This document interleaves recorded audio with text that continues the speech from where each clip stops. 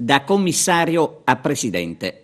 Per Bernardo Campo inizia una nuova prova alla guida del Parco Archeologico di Agrigento. Possiamo dire che è un riconoscimento che l'attuale commissario si è conquistato giorno dopo giorno attraverso il suo impegno profuso anche in occasione del recente Mandorlo in fiore.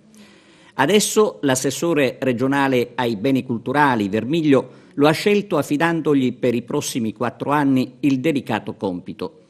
Con la nomina di Campo, praticamente, si costituisce, dopo una lunga parentesi, un nuovo consiglio di amministrazione, del quale farà parte, tra gli altri, la soprintendente di Agrigento, Gabriella Costantino.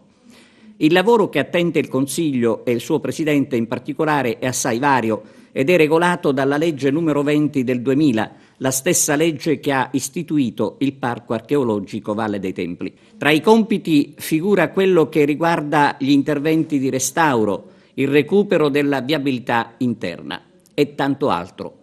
Naturalmente spetterà al nuovo Consiglio del Parco l'approvazione dei bilanci e la guida per quanto riguarda la pianta organica.